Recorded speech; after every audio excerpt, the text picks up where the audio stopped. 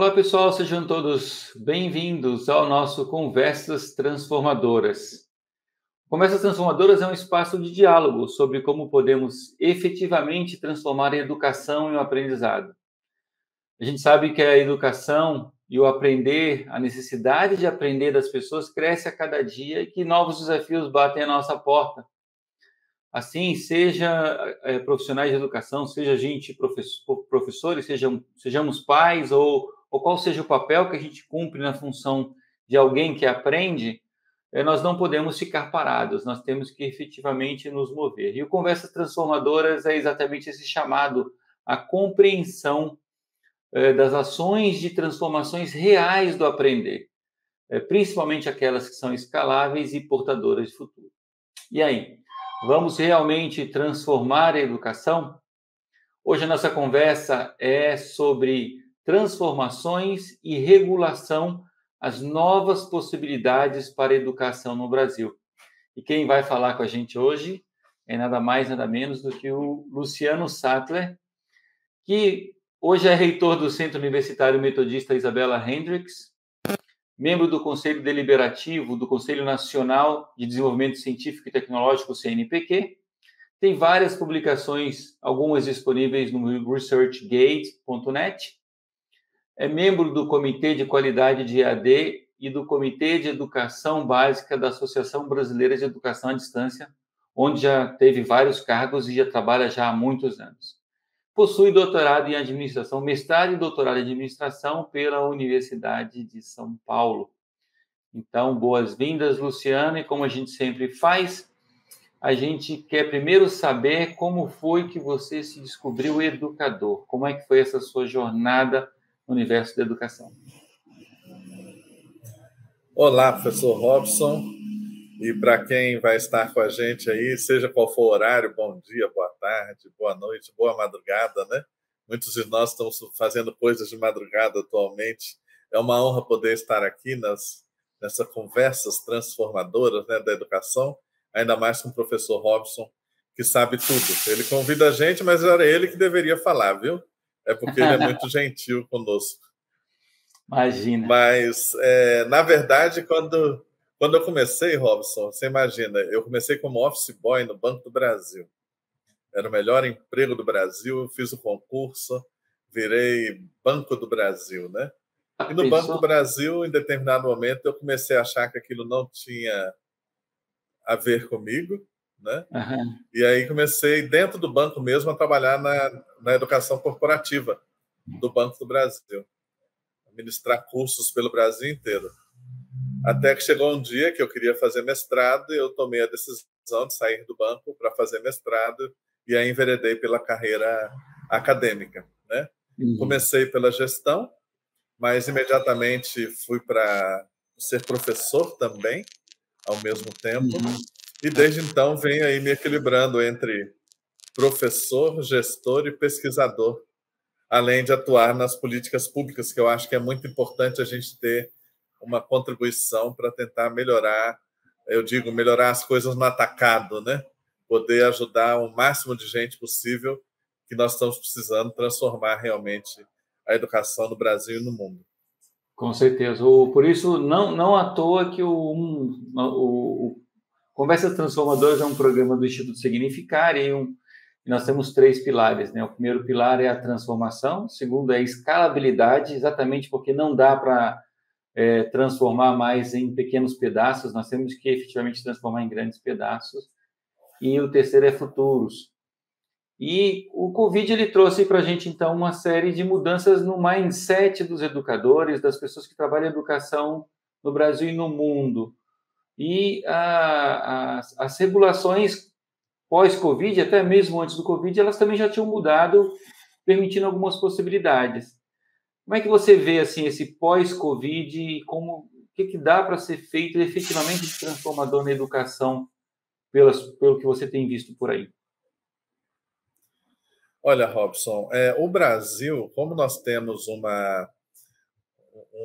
digamos, uma regulação, né, jurídica positivista, o brasileiro está acostumado a trabalhar assim, olha, a lei diz isso, vamos fazer isso, a lei diz aquilo, vamos fazer aquilo. É diferente da Inglaterra, dos Estados Unidos, Japão, onde você tem um outro tipo de mentalidade jurídica em que se trabalha assim, olha, isso aqui eu posso fazer, e depois a lei vem correndo atrás dizendo, você não pode, vamos por ali, né? Então, aqui as pessoas ficam esperando uma indução da legislação, mas tem hora que a coisa não dá conta, a corda arrebenta, né? Porque a demanda social é muito grande. Então, você imagina, eu fui o primeiro pró-reitor de educação à distância do Brasil. E lá em 2003, uma pequena portaria do MEC dizendo, olha, gente, pode fazer EAD, e tinha acho que 5 parágrafos, não dizia muito nem como, nem porquê. Só que a tecnologia estava madura, estava amadurecendo, tinha empreendedores como o professor Lafranc da antiga Unopar, né? E dali a EAD se tornou um fenômeno que hoje nós estamos com a maioria dos alunos universitários brasileiros na educação à distância. Tudo bem que é uma educação à distância que nós temos que discutir hoje a qualidade, mas que vem sendo um importante mecanismo de democratização do acesso ao ensino superior, principalmente. Sim. E agora, recentemente... Pois não. A educação à distância, o que é interessante nela é que ela rompe com essa lógica do tempo e do espaço, né? E aí a questão da qualidade, ela se aplica a tanto a educação presencial quanto a educação à distância, né? Porque a minha filha, por exemplo, que faz universidade, ela pega um transporte muito longo para chegar até a universidade, e às vezes ela demora 1h30, 2 horas para chegar na faculdade, e chega lá, o professor dá uma aula muito ruim. E ela fala, meu Deus, eu me desloquei esse tempo todo. Às vezes ele tenta dar uma aula boa, uma aula mais ou menos, um lecturing, né? Ou seja, uma aula bem expositiva. E ela sempre volta falando assim, se eu soubesse que a aula era só essa exposição desses conceitos, eu poderia fazer essa aula de casa, eu não precisaria estar aqui, viajar 2 horas. Então, qualidade de educação à distância, esses dois não estão exatamente em polos opostos, pelo contrário, existe má qualidade na educação presencial, muito também. Existe muito boa qualidade em vários cursos de educação à distância. Então, é bom fazer essa separação de forma radical e definitiva, né? Para que as pessoas não sempre associem. E engraçado que você tem na sua fala, quando você fala de educação à distância, você já coloca a questão da qualidade. Parece que as pessoas estão esperando algum comentário em relação à qualidade. Por que será que isso acontece? Pois essa é a grande questão. Eu até dei uma entrevista para a revista Ensino Superior mês passado e eu falava, olha, a qualidade não tem a ver com a modalidade, a qualidade tem a ver com a instituição. É isso aí. E às vezes tem a ver com o professor. Uma ótima instituição e um professor que não realmente está alinhado com o que é necessário para os dias de hoje.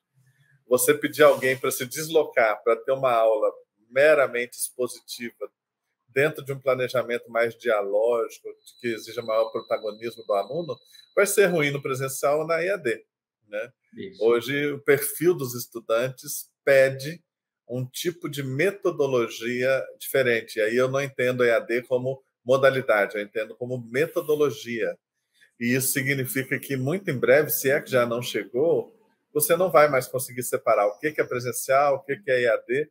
Você vai ter educação com um mix de atividades, né? Um híbrido, hora presencial, hora EAD, hora mais EAD, hora mais presencial, e que o que é importante é se garantir, o que eu acho que é central, é que o corpo docente tenha condições de trabalhar com os alunos e saiba trabalhar com a dedicação, a empatia e o cuidado necessário. Numa época que o conhecimento, que a informação está disponível, então o professor ele muda o papel dele, ele não é um transmissor de informação, como dizia Paulo Freire, né? Educação bancária. Não, ele vai ter que ser um curador, um articulador, um mobilizador, né? Sim. Para que as pessoas possam realmente aprender.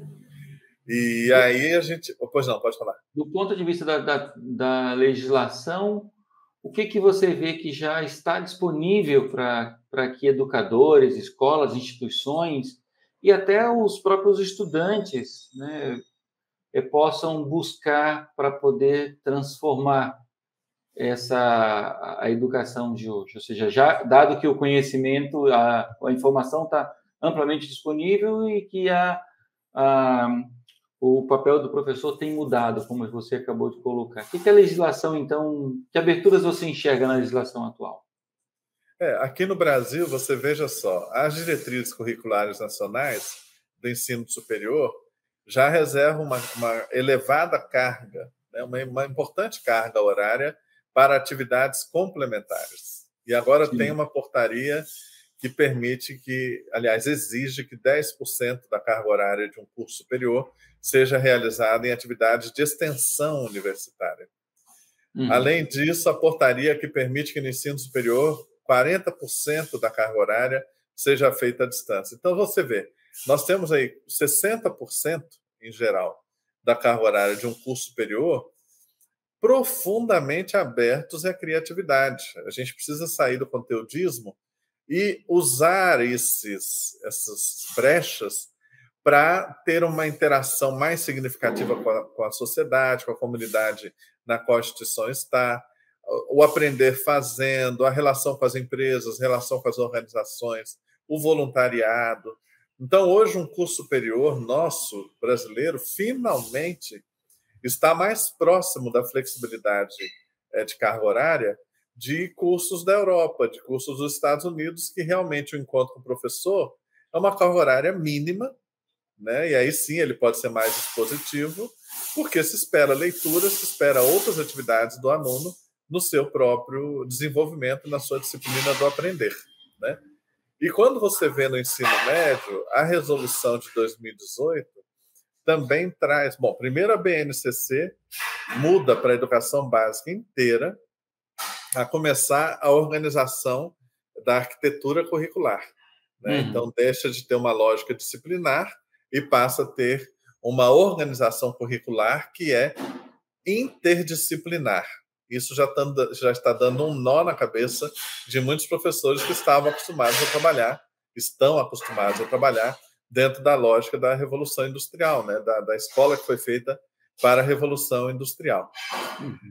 Agora, além disso estar na educação básica inteira, no novo ensino médio, você tem também as possibilidades do projeto de vida, dos itinerários formativos, da personalização, da própria trilha de aprendizagem que o aluno vai seguir. De uma escola com os muros mais abertos, de parte da carga horária ser realizada fora da escola, de você reconhecer saberes que não são saberes formais, né? E aí vem a microcertificação. E as escolas ainda não entenderam todas essas possibilidades.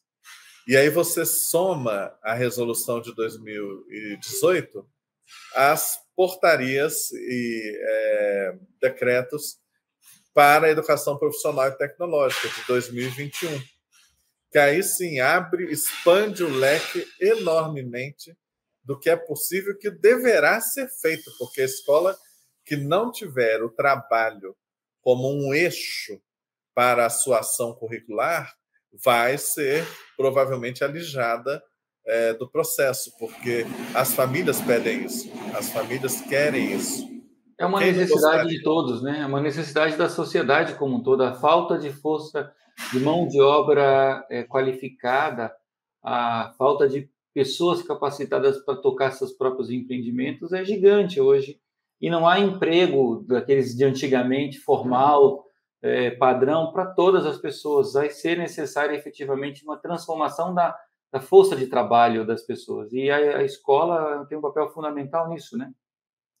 Fundamental. E eu vou dizer mais. Primeiro, a gente vai ter que trabalhar não mais o conceito de empregabilidade, mas o conceito de trabalhabilidade, justamente porque eu vou poder trabalhar até dentro da gig economy, fazer pequenos trabalhos para várias empresas na mesma semana, né? Empresas do mundo inteiro eu posso trabalhar. Então, o emprego de antigamente realmente vai deixar de existir. O que eu aprendo hoje no curso superior, daqui a 5 anos, eu vou ter que reaprender. Aí vem o movimento de reskilling, upskilling. E cada dia vai ser mais comum que pessoas como você e eu, que às vezes já têm doutorado, vai precisar voltar para o ensino médio para aprender outra coisa, um curso técnico, sabe, numa nova área. Isso não vai ser vergonha para ninguém. Todos nós vamos viver até 100, 110 anos, se Deus quiser.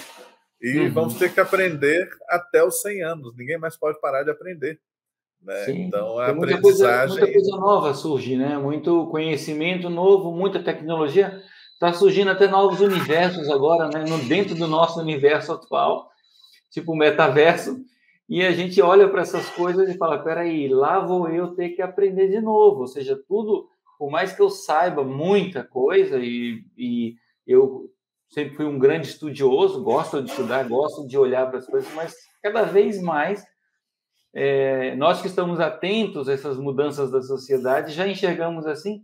Imagine a pessoa que não está tão atenta, ela vai cada vez ser mais surpreendida por novos conhecimentos que demandam novos processos de certificação, e entra a microcertificação aí, né? Acho que é um tópico bastante... Ele encaixa muito nesse modelo de agora, apontando para o futuro, né? O que você acha da microcertificação?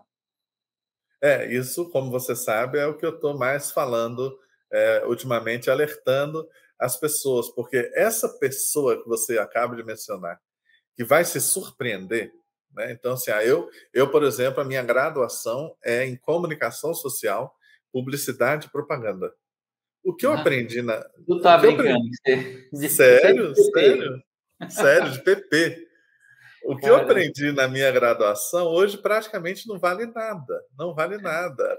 A automação do marketing, AdWords, Facebook, as plataformas, né, o YouTube, mudou muito, nada né? disso, mudou demais. Eu teria que voltar e fazer. Bom, eu vou voltar a fazer uma graduação nessa altura do campeonato, já passando de 30 anos de idade? Não vou, né? Então, assim, né, Rolf? Nós já passamos de 30 anos, né? Um pouquinho, né? Um pouquinho, 30 e pouco. Então, não vou voltar 4 anos indo todo dia para uma escola. Não, eu vou fazer ter um micro certificado de automação de marketing, um micro certificado de CRM, um micro certificado de campanhas de YouTube, um micro certificado de comportamento de consumidor, de UX, de design de usuário. E aí, com esse conjunto de micro certificados, eu vou promovendo o meu reskilling ou o meu upskilling para seguir na minha trajetória ou mesmo mudar de campo profissional no que eu atuo, que isso vai ser cada vez mais comum, eu ter me formado para uma coisa e trabalhar em outra, né, em outra Sim, área. sim. Antigamente nós nos surpreendíamos, né? A pessoa falava, eu sou psicólogo e trabalho com desenvolvimento de software. E hoje é cada vez mais comum. A pessoa, na minha empresa, por exemplo, a gente tem desenvolvedores que o cara é formado em agronomia, outro é formado na parte de oceanografia e é programador.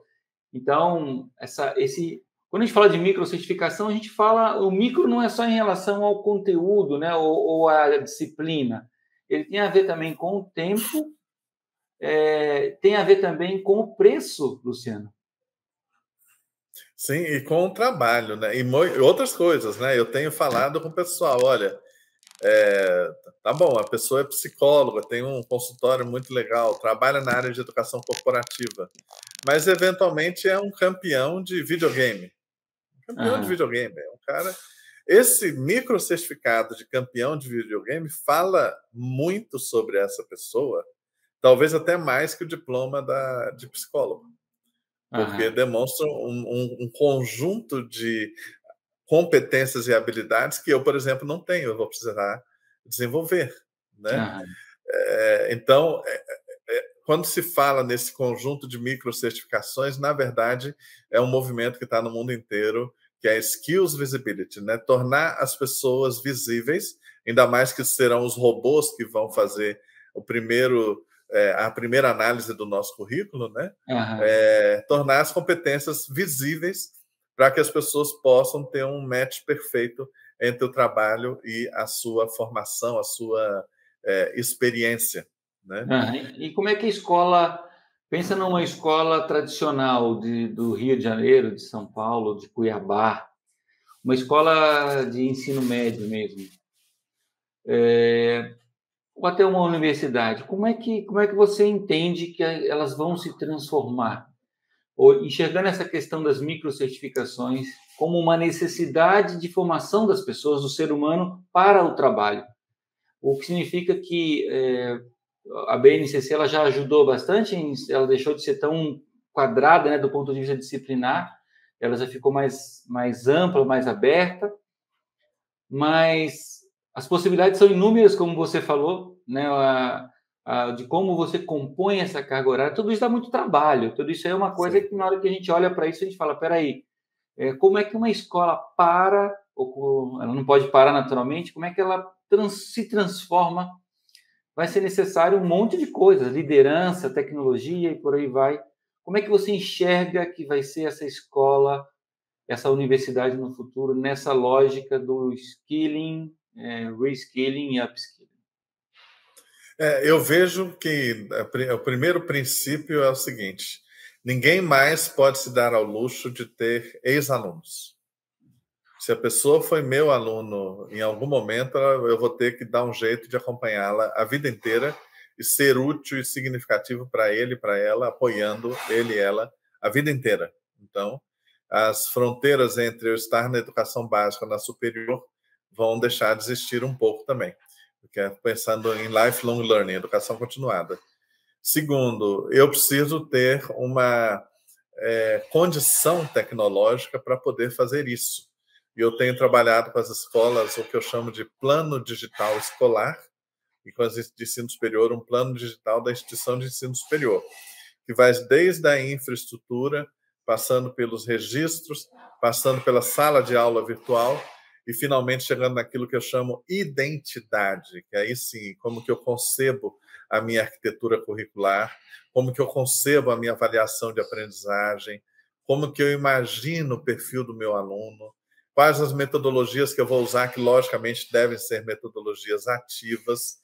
E aí, na identidade, é onde eu consigo minha grande diferenciação, porque tudo que está para baixo é commodity. Os meus concorrentes vão fazer bem ou melhor que eu, se tiverem dinheiro ou não, podem fazer melhor do que eu. O segredo vai estar na identidade. Então, eu preciso ter um bom suporte tecnológico. Não dá para fazer na unha ou no Excel com alguém administrando mano a mano.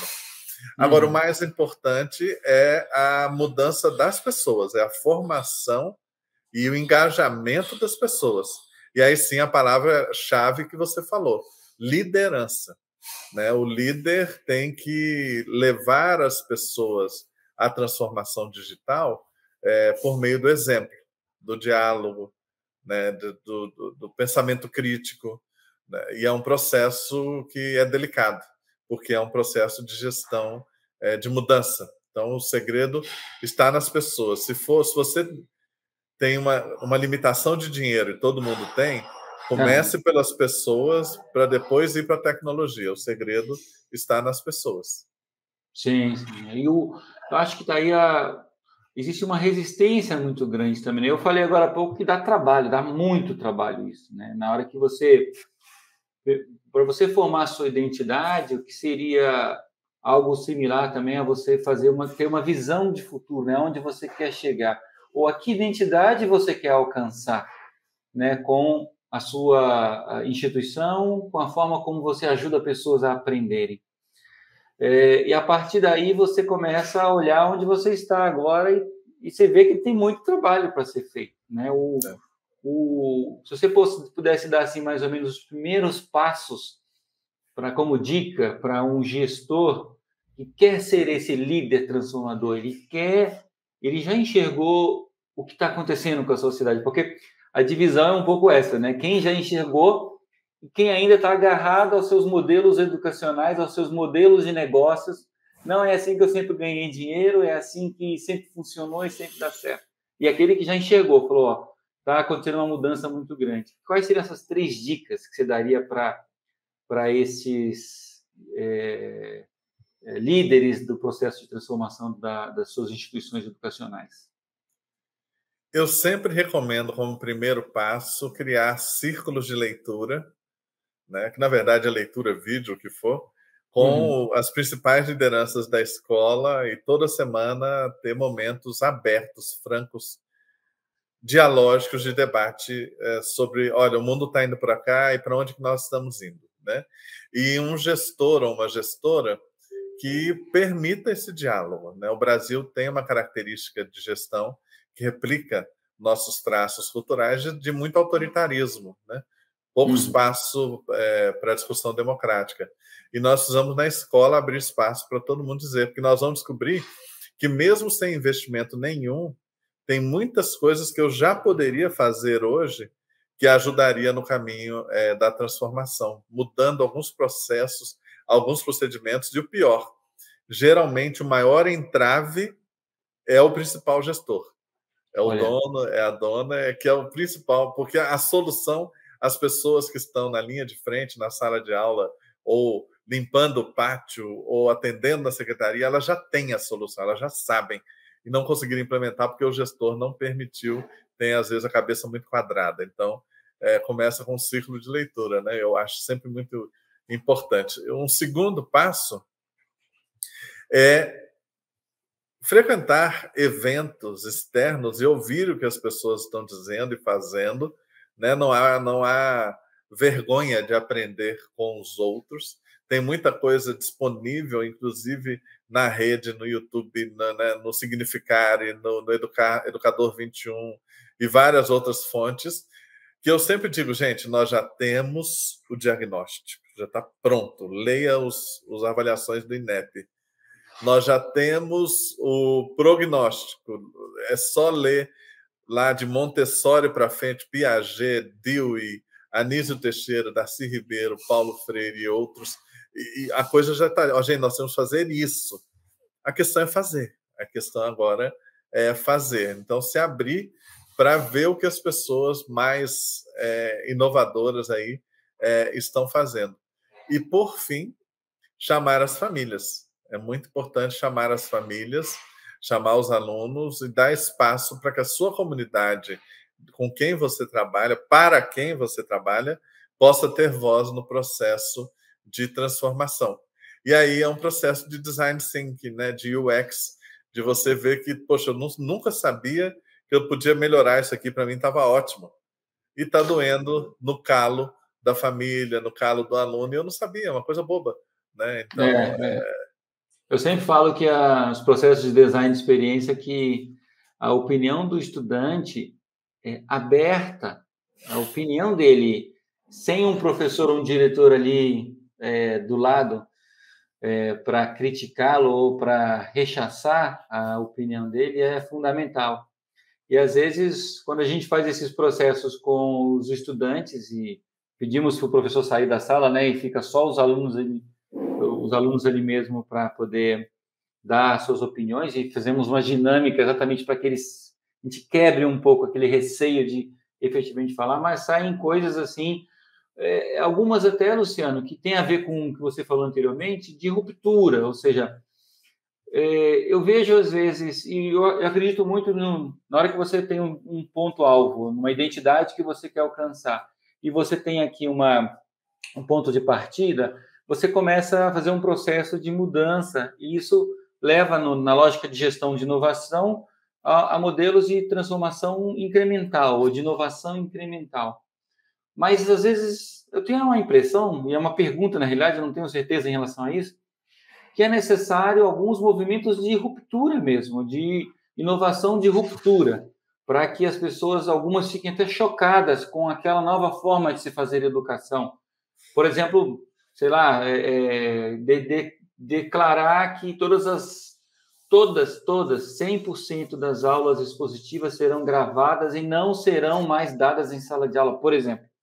Serão dadas em vídeo e os estudantes estudem como queiram, quando queiram.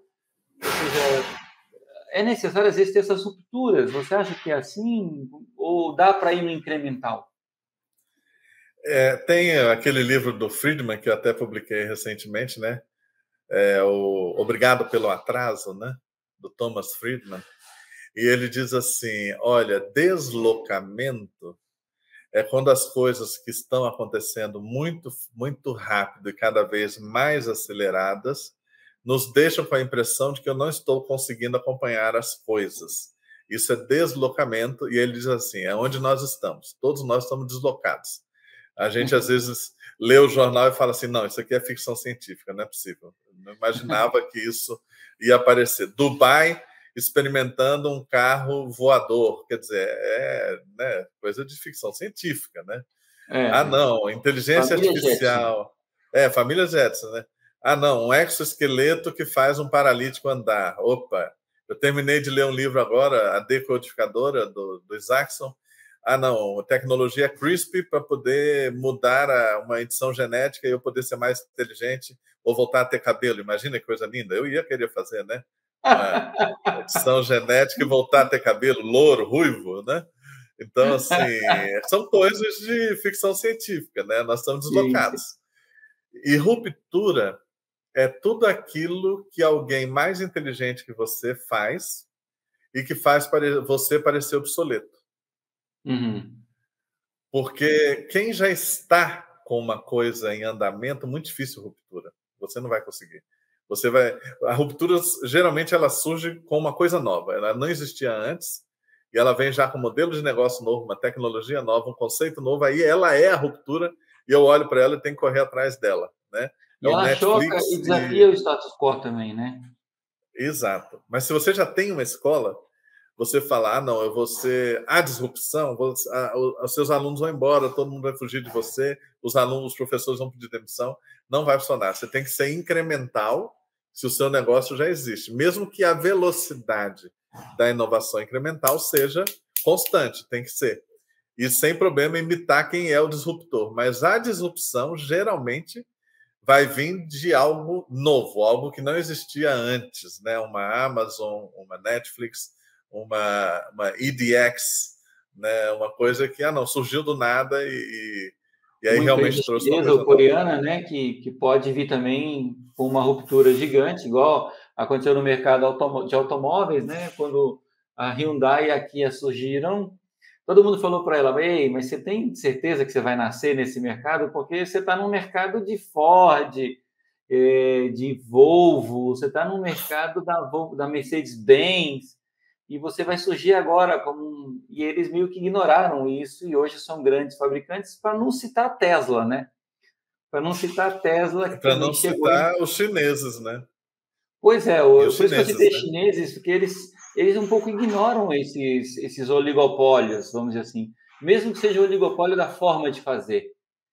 Às vezes ele chega e fala, não, vou mudar tudo aqui, acabou e não quero saber. E assim, não, eles não sabiam que era impossível, por isso fizeram, não tem aquela frase? Não sabendo que era impossível, foi lá e fez, né? O segredo é esse. Hoje em dia, como diz o pessoal de igreja aí, tem pecador para todo mundo, entendeu? Então, qualquer setor que você for, se você for bom, tiver foco e estiver amparado numa boa tecnologia, modelo de negócios novos, você vai triunfar. Livrarias sempre foram umas coisas que, durante séculos, funcionaram de uma determinada maneira. Né? Veio a Amazon e fala, não, isso aí vai funcionar de outro jeito. E aí? Então, Exatamente. A música, né? Você vê o Spotify, o Deezer, eles, se fossem tentar fazer incrementos ao CD, não chegaria ao streaming de hoje, né? Pois é. E assim os exemplos vão se acumulando e talvez as escolas sejam o último setor aonde a coisa vai chegar e vai chegar como uma avalanche. Na verdade, já chegou, porque a pandemia meio que empurrou isso.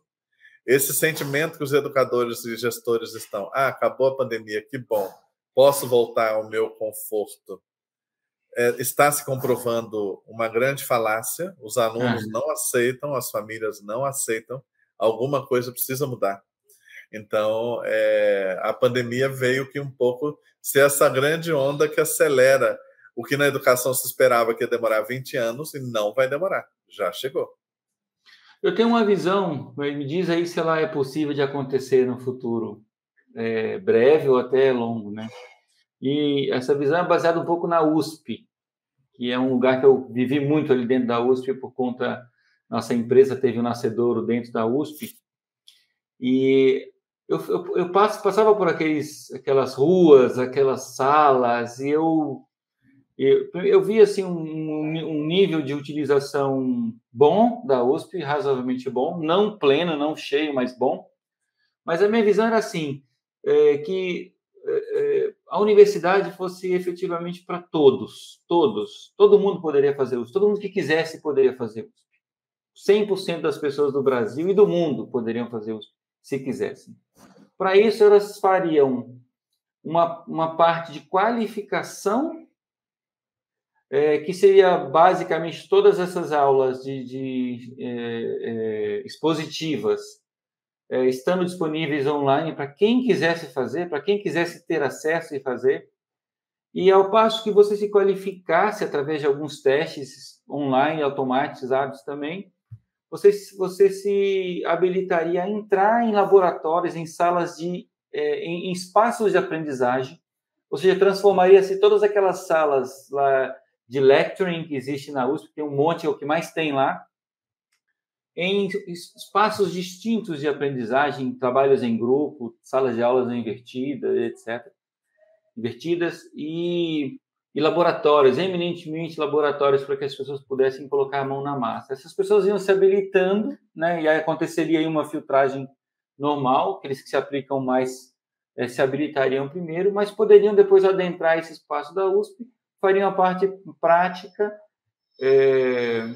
e depois disso, fazendo novas avaliações, se formariam na USP. Isso abriria o leque, ao invés de cabem 70, 50, 35 alunos naquela sala, a sala poderia ter 10 mil alunos, por exemplo, ou uma turma poderia ter 10 mil alunos, e esse afunilamento iria levando quem tivesse condições efetivamente de avançar nos estudos. Condições, quando eu falo condições, também de tempo, também de ter acesso.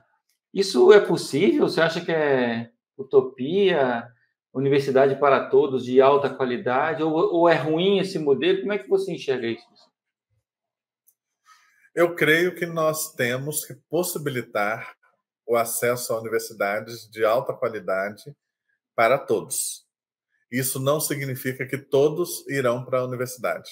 Então, você pega a Alemanha, por exemplo, que já tem uma democratização de acesso muito maior que nós, mas não é todo mundo que quer ir para a universidade. Tem gente que quer parar no técnico, ou mesmo que é lá um college, né? Faz 2 anos de um curso superior parecido com tecnólogo e tá ótimo, e vai levar a vida e vai ter uma menor desigualdade de renda do que nós temos no Brasil, que o diploma de ensino superior ainda é um fator de reprodução social muito grande. Agora, talvez o melhor exemplo não seja a USP, né? Porque a USP ela é um conjunto de escolas, né? Mas ela não foi concebida para ser uma universidade, né? No Brasil, você tem 2 universidades públicas que foram concebidas para ser universidade, uma Unicamp e a outra a UNB, e não conseguiram também. Elas são um conjunto de escolas que dialogam esparsamente, né? A interdisciplinaridade, a multidisciplinaridade não está presente. Talvez a Federal do ABC hoje seja um modelo um pouco mais interdisciplinar e que já nasce com essa lógica de concepção de universidade, né? Mas o Brasil tem um problema de regulação. Precisa permitir que, assim como os Estados Unidos, China e Alemanha, eu possa ter uma universidade focada na trabalhabilidade, outra focada em pesquisa de ponta, outra focada em pesquisa básica, outra focada no mundo dos negócios, a outra focada só na medicina. Ou seja, que eu possa avaliar instituições de ensino superior conforme a sua vocação, tanto de missão quanto na sua relação com o ambiente no qual ela se localiza. Você pega a própria USP, eu me doutorei lá, ela tem ilhas de excelência, né? Ilhas de excelência, como a FEA, onde eu fiz, que era nota 7, né? Era o máximo da nota CAPES no mestrado, doutorado em administração. No entanto, às vezes, dentro do mesmo prédio, você tinha cursos que eram mais regulares, assim, mas talvez não tão excelentes, né? Então, eu creio que a tecnologia, hoje, isso aí não é sonho para amanhã, hoje ela já nos permite ter acesso a coisas de excelência do mundo inteiro. E daqui a um pouquinho, quando as pessoas acostumarem com os mecanismos de tradução simultânea, que já estão aí presentes e que vão se popularizar ainda mais, eu vou assistir aulas de Harvard, de Berkeley, de Oxford, como se eu estivesse aqui conversando com você. Né? E aí sim vai vir um grande desafio. Por que eu vou querer assistir aula na USP ou em qualquer outra universidade se eu posso ter uma aula em Oxford sem necessidade de aprender e dominar o inglês? Né? Então vai ser interessante. Essa parte também da motivação do estudante, né? O estudante ele tem que achar essas conexões motivacionais, porque hoje o mundo também ele está meio estranho, tá? Não está estranho o mundo, não tem assim. Às vezes quando eu dou aula na faculdade, eu vejo um estudante que não quer absolutamente nada com nada, jovens, gente assim, gente que você percebe que tem muita inteligência até, mas parece que ele não quer nada. Alguns querem, lógico, tem um bom número das pessoas que querem, mas parece que os outros atrativos da vida acabam tirando um pouco da energia principal dessas pessoas. E sem essa energia principal não dá para aprender, né? Mas essa é a crise, é uma crise de significado, né? A crise da alta modernidade, né? Está dentro da crise da alta modernidade. Um jovem que olha assim e fala assim, bom, primeiro, o mundo vai acabar. Porque quando você lê as notícias do climático, né, das mudanças climáticas, do cataclisma, as coisas que já estão acontecendo, né, desertificação de amplas áreas do globo, né, o desaparecimento de espécies, né, de vegetação. O cara fala, o jovem, né, o adolescente, ele está olhando, olha, o mundo vai acabar e vai acabar antes de eu morrer. Então, assim, para que estudar se o mundo vai acabar? É uma pergunta importante. O quase é que no longo prazo todos estaremos mortos, né? Ou seja, segundo, uma geração, pelo menos no Brasil, que foi criada dentro do apartamento ou dentro do condomínio, né? Porque as ruas se tornaram inseguras. Então, é muito diferente uma geração que a convivência maior deles, a convivência social maior deles foi por intermédio de telas, e não aprendendo a correr, apanhar, bater, se esconder, fugir, correr na rua, né? A rua ajudava a educar. Então, nós não sabemos ainda o nível de fragilidade emocional que esse pessoal está. Então, nós estamos num momento inédito, né? Que o Christian Dunker, né? Aquele psicólogo aqui da USP, ele tem um livro que ele fala sobre intimidade, e ele fala dos efeitos que ele está sentindo, tanto na área de pesquisa da psicologia quanto nos consultórios, dessa geração que está chegando. Ele chama geração que cresceu dentro de condomínios digitais, né? Isso tem impactos nessa, vamos dizer assim, nessa gana de viver muito sérios, muito sérios. Então, imagino. E tanto que o nível de suicídio, violência contra si mesmo, automutilação, adolescentes e crianças medicados, tarja preta, isso aumentou enormemente, né, nas escolas. E tem esses que vão a cabo, né, dessas ações, mas tem uma escala de cinza enorme aí também de pessoas que não levam tudo isso ao fim, mas que estão extremamente desmotivadas, né, que estão extremamente sem perspectiva. Né? É o vazio. É o vazio existencial. Essas pessoas têm que aprender, são essas pessoas que vão mover o mercado de trabalho de uma forma ou de outra, né?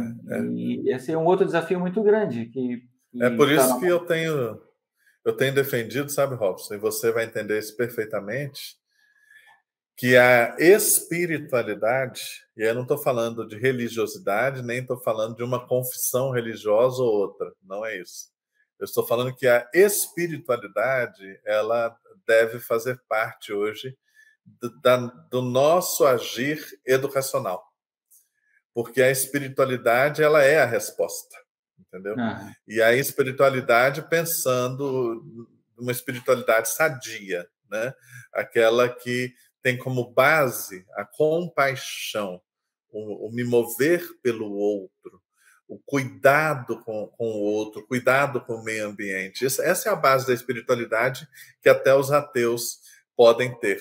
E nós temos que inserir a espiritualidade para dentro das escolas, para a gente ajudar essa juventude a ter um sentido existencial, que nós estamos em meio a uma crise de significado.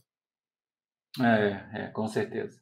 Luciano, vamos chegar ao fim, a gente já está quase em 45 minutos do nosso bate-papo, eu acho que a gente ficaria aqui bastante tempo mais, mas vamos encerrar, e aí eu te faço a minha última pergunta, olhando bem para o futuro mesmo, ou seja,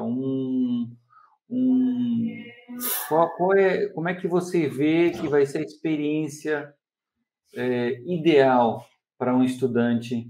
Eu vou pegar o ensino fundamental, últimos anos e a universidade, para que você nos ajude a ter uma ideia do que é como se fosse que identidade ou que visão de futuro você tem para a experiência de um estudante, para ajudar os educadores, esses líderes da transformação, a eles começarem a pensar também, a terem as suas próprias visões em relação a essa experiência. Então, pensa aí, você, não pensa nem o seu filho, pensa você, jovenzinho ali, 18, 17, 16 anos, e que experiência você acha que faria sentido para você de aprendizagem para que ela acontecesse com você? Como é que seria essa experiência?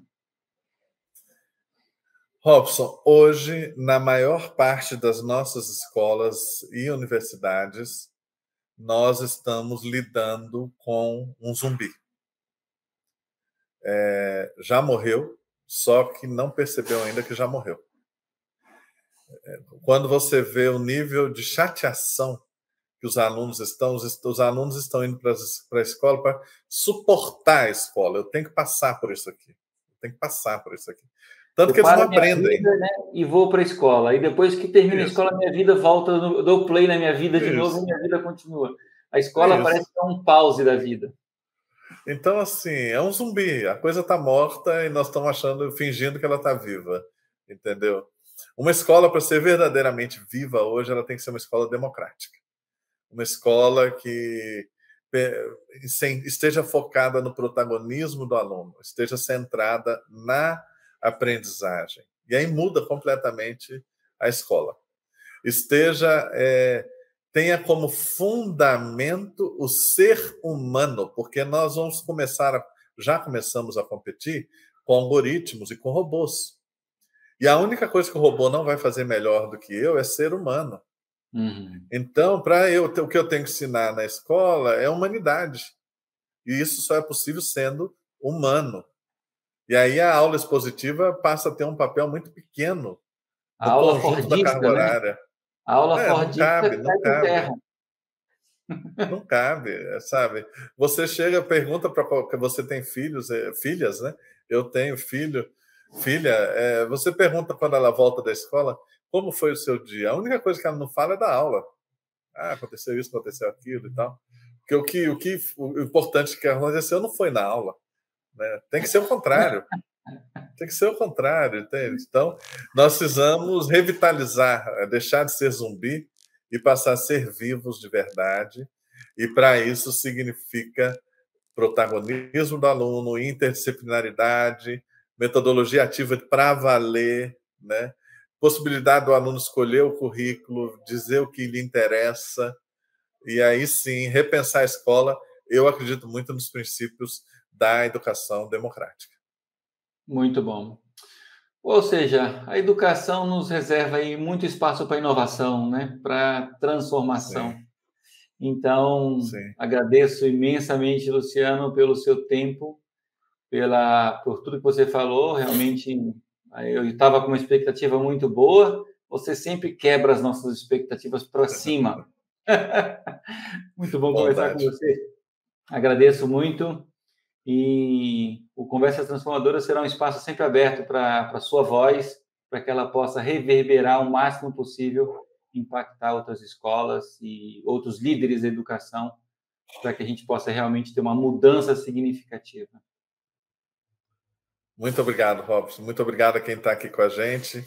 Conecte-se conosco. Vamos juntos. Muito bom. Bem, pessoal, esse então foi o nosso Conversas Transformadoras de hoje. Você pode ter acesso ao nosso acervo de conversas e outros conteúdos no site do Instituto Significare. Para isso, acesse o www.significare.org.br. Se você estiver assistindo no YouTube, não esqueça de assinar o nosso canal e dar um like. Isso ajuda a gente a reverberar essa conversa, esse diálogo com o Luciano, para muito mais pessoas ouvirem e também serem transformadas. E o Conversas Transformadoras também está disponível nos principais serviços de streaming de podcast. Um abraço para vocês e até a próxima. Tchau.